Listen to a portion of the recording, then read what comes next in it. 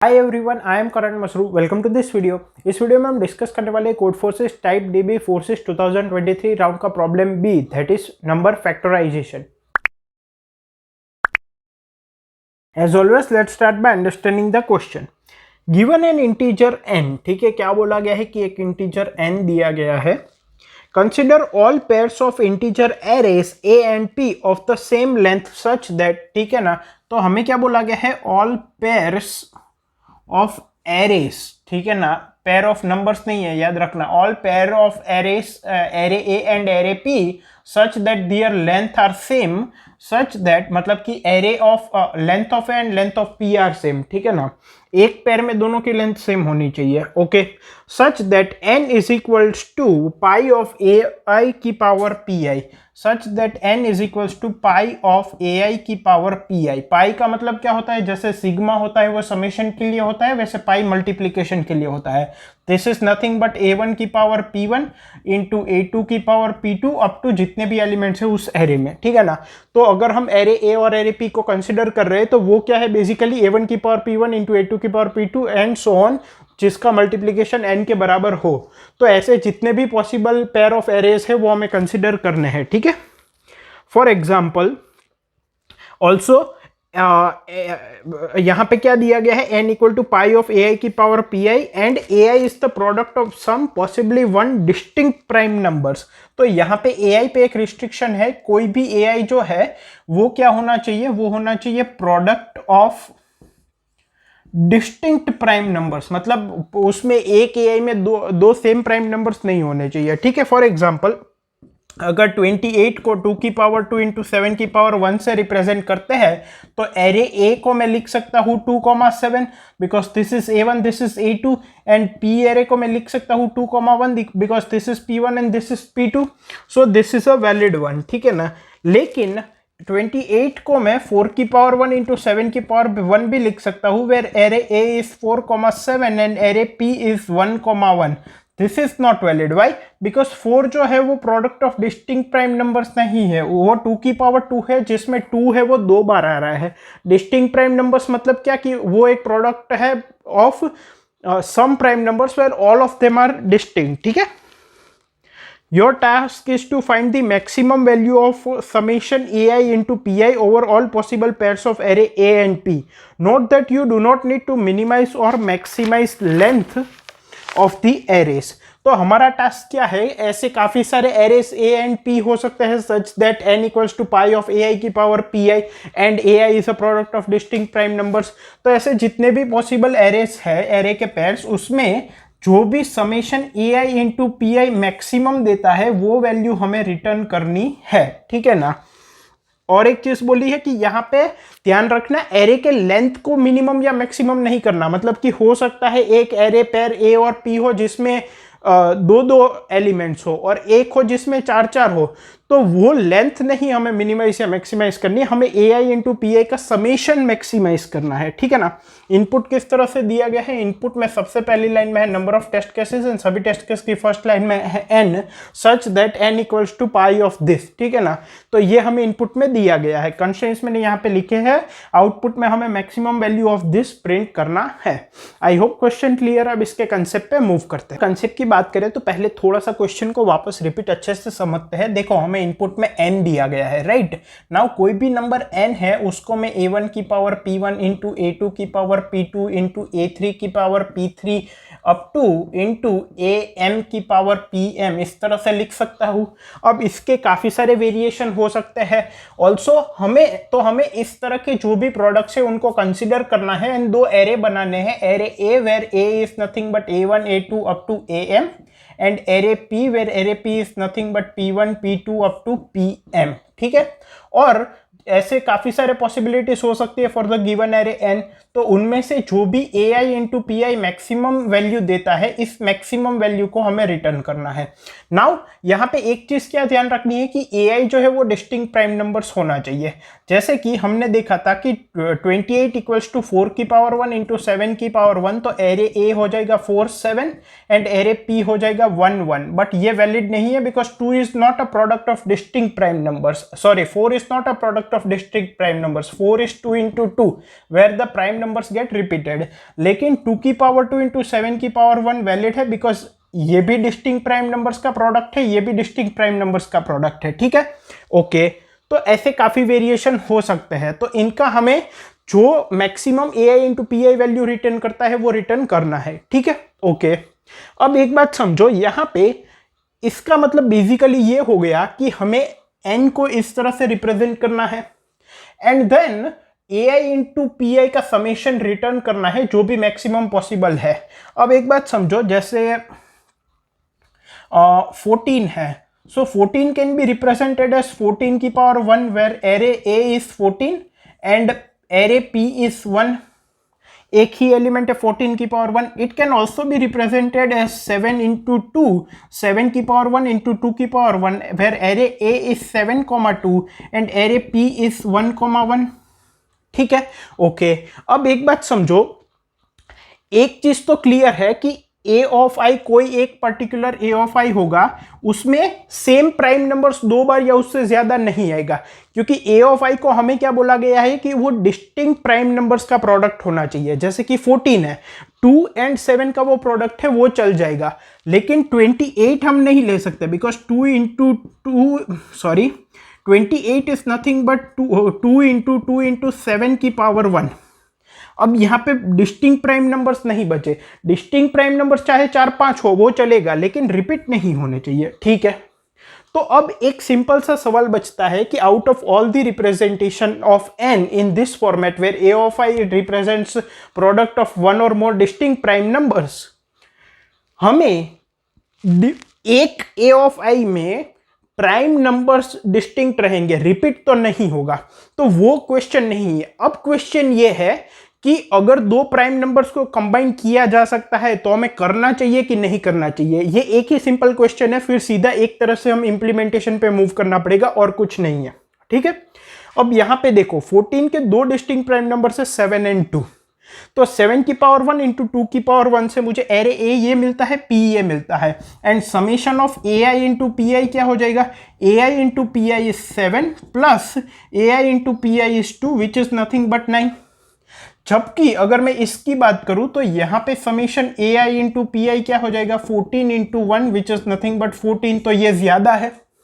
Similarly अगर हम और भी एग्जांपल्स ले, let us take the example of 30 is nothing but 3 into 2 into 5, तो इसको मैं कैसे रिप्रेजेंट कर सकता हूं, 30 को 3 into I can represent is as 6 की पावर 1 इंटू 5 की power 1 where array A is 6,5 and array P is 1,1.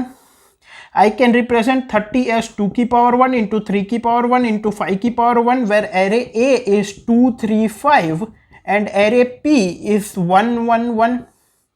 Or else I can represent 30 as 30 की power 1 where array A is 30 and array P is 1. अब तीनों variation को देखो, यहां summation A I into P आई कितना होगा, 6 into 1 plus 5 into 1 that is 11, यहां पे 2 into 1 plus 3 into 1 plus 5 into 1 that is 10, 2 plus 3 5 plus 5 10, यहां पे 30 इंटू 1 दैट इज 30। तो यहां पे मुझे सबसे ज्यादा मिला। और एक चीज हम क्या सोच सकते हैं कि अगर ए ऑफ आई जो है वो product of distinct prime numbers है तो पी ऑफ आई हमेशा 1 ही होना चाहिए, बिकॉज अगर पी ऑफ आई 2 है फॉर एनी फैक्टर A1 अगर पावर 2 है तो इसका मतलब तो ये A1 इंटू A1 हो गया, ये डिस्टिंक्ट प्राइम फैक्टर्स कैसे हो सकता है, राइट। तो पावर हमेशा 1 रहेगा। अब सिंपल क्वेश्चन ये था कि जो डिस्टिंक्ट प्राइम नंबर्स थे उनको कंबाइन करना है कि नहीं करना है। तो अगर हम अलग अलग ले रहे हैं तो यहाँ पे सम देखो, तीनों को अलग लिया तो सम 10 आया, फिर 2 और 3 को कंबाइन किया तो सम बढ़ गया, तीनों को कंबाइन किया तो सम और बढ़ गया। इसका मतलब जहां जहां पे कंबाइन हो सकता है कंबाइन करना है। अब हो सकता है का मतलब क्या है, देखो यहाँ पे तो 30 की पावर 1 आ गया, हो सकता है काफी बार एक ए ऑफ आई की पावर पी ऑफ आई में ना हो सके, मतलब कि फॉर एग्जाम्पल अगर मेरा नंबर है 2 की पावर 2 इंटू 3 की पावर 3 इंटू 4 की पावर 2, तो 2 है वो 2 बार है, 4 भी 2 बार है, तो पहले तो या तो फिर मैं इसको 5 ले लेता हूं, 5 भी 2 बार है, 2 भी 2 बार है, 3 3 बार है। तो मैं एक में तो कंबाइन नहीं कर सकता, तो मैं क्या कर सकता हूँ 2 इंटू 3 इंटू 5 एक ले सकता हूँ, दूसरा 2 इंटू 3 इंटू 5 एक और ले सकता हूँ, एंड तीसरा 3 अकेला ले सकता हूँ। This is power 1, this is power 1, AI की पावर PI, AI की पावर PI, AI की पावर PI। जितना कंबाइन हो सकता था उतना ज्यादा हमने कर लिया। जैसे कि यहाँ पे ज्यादा से ज्यादा कंबाइन किया, यहाँ पे 2 3 5 तीनों को कंबाइन किया तो सम 30 मिला, 2 और 3 को कंबाइन किया तो सम 11 मिला, तीनों को अलग कर दिया तो 10 मिला।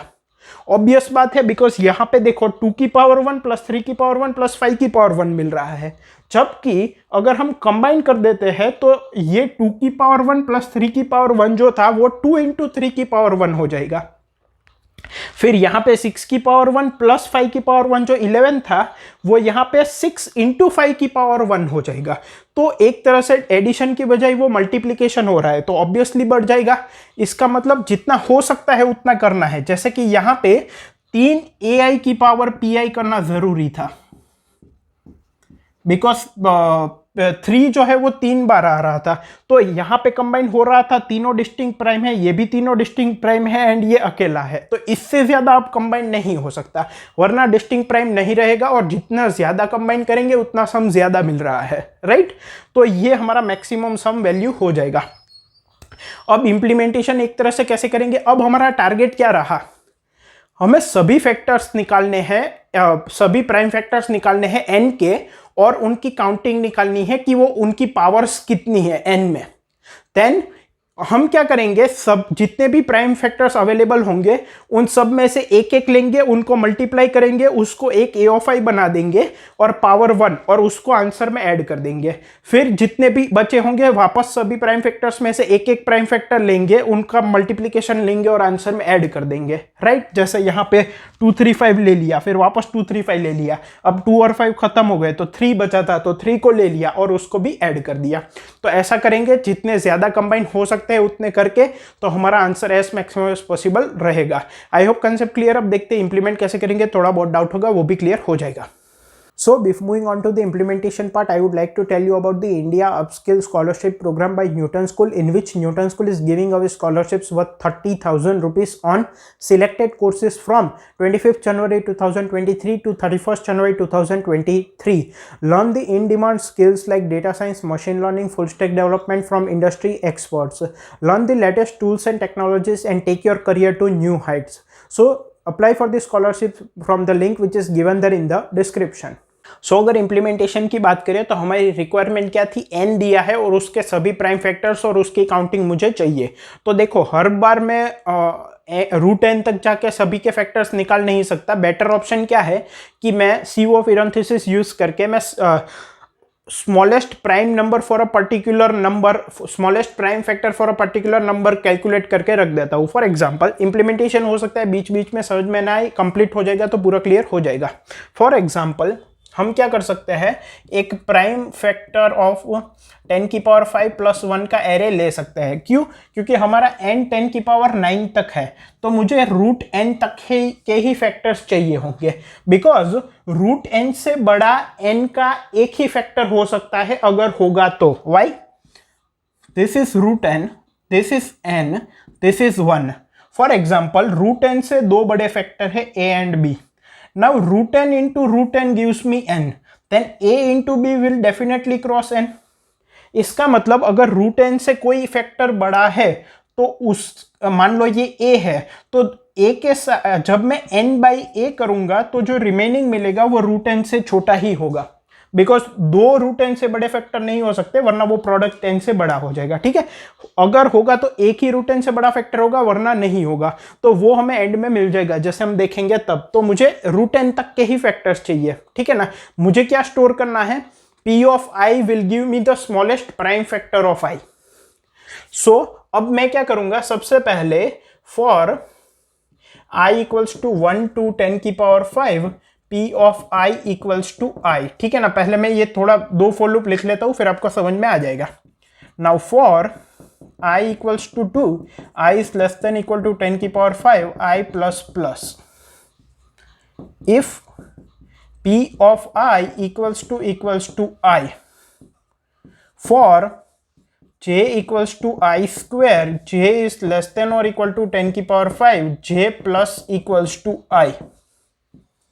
If p of j equals to j, p of j equals to i। देखो मुझे क्या स्टोर करना था, p of i में smallest prime factor of i। तो मैंने क्या किया, suppose the smallest prime factor of i is i itself. Now I'll move from 2 to 10 की power 5 and if I is a factor of some number j, then I'll replace p of j with i if i is the smallest. अगर मैं i तक पहुंचा, ठीक है, ये idea है यहां का। अब यहां पे देखो, अगर मैं i तक पहुंचा फ्रॉम 2 टू i और अभी भी p of i equal to i है, मतलब कि smallest prime factor of i is i itself, इसका मतलब वो प्राइम फैक्टर होगा।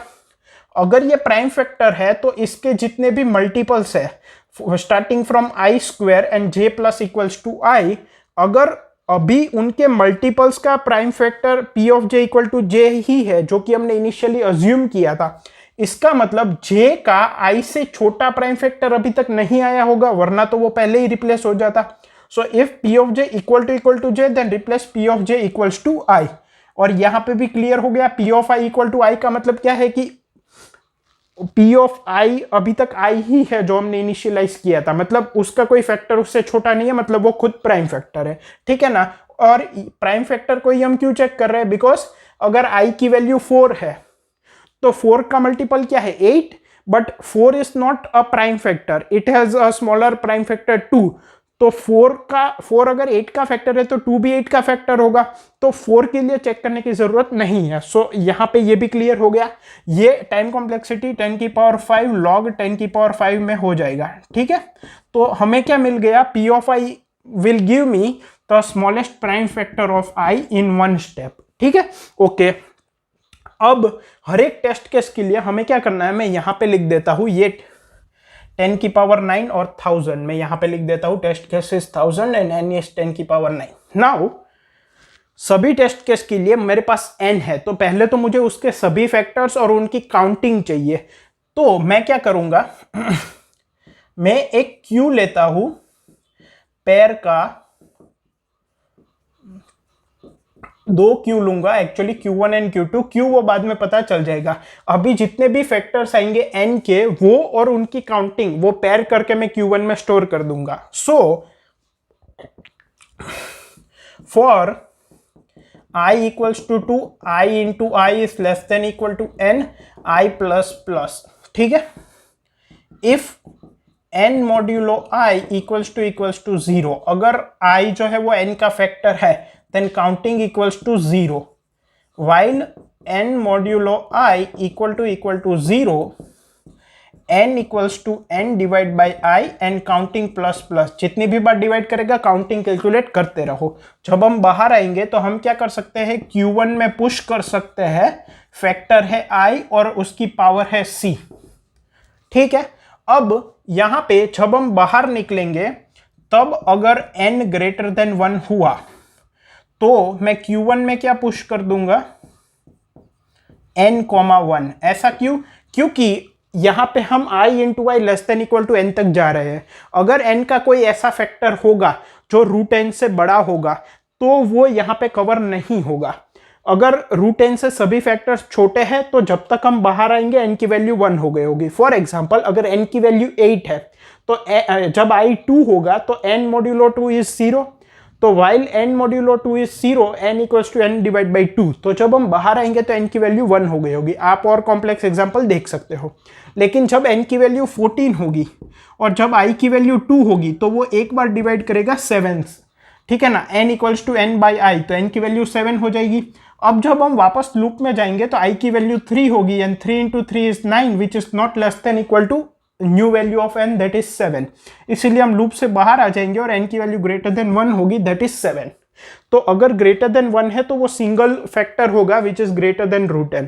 सो q1 dot push n comma उसकी काउंटिंग क्या होगी, पावर क्या होगी 1, ठीक है ना, ओके। तो मेरे पास q1 में सभी फैक्टर्स और उनकी फ्रीक्वेंसी आ गई। अब क्या करना है, सभी मान लो मेरे पास 10 फैक्टर्स है, तो 10 सारे के सारे में से एक एक वैल्यू उठानी है, सबको मल्टीप्लाई करना है, आंसर में ऐड करना है। बी वापस सब में से एक एक फैक्टर उठाना है, मल्टीप्लाई करना है, आंसर में ऐड करना है। जब मैं सब में से एक एक वैल्यू उठा के मल्टीप्लाई करूंगा, that will form my A I, and power तो 1 ही होगी और उसको आंसर में ऐड कर देंगे। हमें summation A I into P I ही चाहिए। और अगर किसी की फ्रीक्वेंसी 0 हो जाती है तो उसको हम निगलेक्ट कर देंगे बाद में। तो अब वो कैसे कर सकते हैं, आंसर एक वेरिएबल ले लूंगा जिसकी वैल्यू 0 होगी। Now while q1 dot empty equals to false, जब तक q एम्प्टी नहीं हो जाती तब तक रन करना है। ऑल्सो ये इसका टाइम कॉम्प्लेक्सिटी ये है, इसका टाइम कॉम्प्लेक्सिटी भी ज्यादा नहीं होगा। मैं कह सकता हूँ √10 तक जा सकता है। नंबर ऑफ फैक्टर्स तो बहुत कम होंगे, बिकॉज अगर 10 की पावर 9 भी है और सारे फैक्टर्स 2 है, फिर भी 30 से ज्यादा नहीं होंगे। So I can say this will go up to √10, big O of √10। Okay, now while q1 is empty, मैं क्या करूंगा, सभी जितने भी नंबर्स है वो एक एक फैक्टर निकाल के उनका a ऑफ i बनाऊंगा, वो मैं सम में स्टोर करूंगा, सम इक्वल्स टू 1। और जो भी रिमेनिंग होगा, सपोज एक फैक्टर है 5, उसकी पावर है 4, तो एक 5 तो मैंने इसमें कैलकुलेट कर लिया, तो उसकी पावर 4 हो जाएगी, तो सॉरी 3 हो जाएगी, तो 5,3 में q2 में पुश कर दूंगा, फिर वापस q1 में पुश कर दूंगा। So now while q1 dot empty equals to false, sum equals to sum into q1 dot front dot first. Now if q1 dot front dot second मतलब उसकी फ्रीक्वेंसी ग्रेटर देन 1 है, तो q2 dot push q1 dot front dot first comma q1 dot front dot second -1, क्योंकि frequency 1 से कम हो जाएगी। और दोनों केस में हमें क्या करना है, q1 में से उस एलिमेंट को निकाल देना है, ठीक है ना। तो हमने क्या किया, जितने भी अलग अलग फैक्टर्स से सबको एक एक बार लिया, उनका मल्टीप्लीकेशन सम में स्टोर कर दिया, that will form my a of i। So now answer equals to answer plus sum, because ये a ऑफ i पावर तो 1 ही होगा, हमने डिस्कस किया था, तो a of i into p of i is a of i, तो वो a of i हमने ऐड कर दिया। अब क्या करना है, q2 में से सारे एलिमेंट्स वापस q1 में डाल दो, क्योंकि ये वो फैक्टर्स है जिनकी फ्रीक्वेंसी ग्रेटर देन 1 थी, अब वो नेक्स्ट टर्म में वापस आएंगे, and so we will get the maximum answer. क्योंकि a ऑफ i को डिस्टिंक्ट प्राइम फैक्टर्स रखना था, और डिस्टिंक्ट प्राइम फैक्टर्स में हमें जो अलग अलग फैक्टर्स थे, अगर हम कंबाइन कर सकते थे तो कर देना है, उससे हमें मैक्सिमम सम मिलेगा। ये हमने कंसेप्ट वाले पार्ट में देखा था। इसकी टाइम कॉम्प्लेक्सिटी कितनी होगी, अगेन डिफरेंट फैक्टर्स ज्यादा हो सकते हैं, बट उनकी फ्रीक्वेंसी जो है वो बहुत ज़्यादा नहीं होगी। यहाँ पे नंबर ऑफ फैक्टर्स भी बहुत कम होंगे, √10 से भी कम, और सभी की फ्रीक्वेंसी जो है वो भी 30 से ज़्यादा नहीं हो सकती, बिकॉज 2 की पावर 30 इज ग्रेटर देन 10 की पावर 9, ठीक है ना।